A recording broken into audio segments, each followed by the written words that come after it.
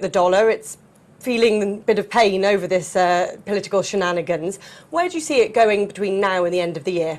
Yeah, I think, look, very short term, that what the market's doing is kind of counting the cost of, as you say, this political standoff that we've had. And so economists are revising down GDP. And against that kind of backdrop, it's going to be very hard for the dollar to make any kind of gains. The question is that thereafter, I think there is scope for some revival in the dollar, in part because of what's happening elsewhere, and perhaps we can talk about that later. But even from the US perspective, if you begin to get just some better numbers and you get through this distortion that we've had, then people might say, well, hold on, tapering's back on at some point, tapering's back on the agenda, and ultimately that will be a dollar positive.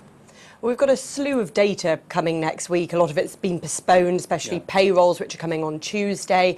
What kind of effect do you think that's likely to have in the short term? And also, what's that going to have effect on tapering as well? Well, look, these are vital elements because the Fed has made it clear everything is data contingent. Of course, we've had this vacuum for 16 days of no numbers.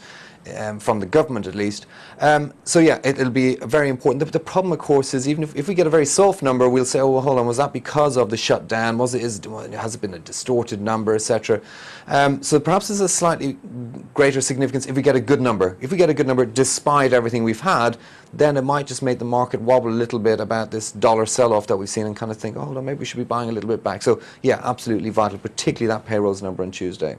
And how much of a concern is it as well if politicians can't broker a deal with the next couple of deadlines, January, February?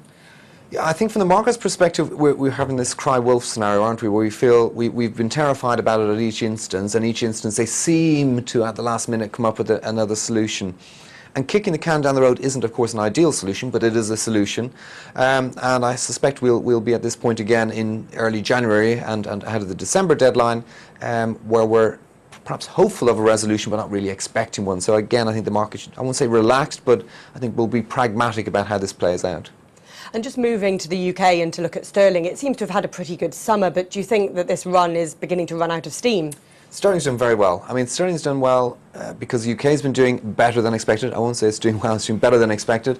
But also because, frankly, it seemed the best of a bad lot. You know, it's actually enjoyed support. It's behaved a bit like a safe haven, which in many respects is a worry. If that's the best we've got, then we really are in trouble.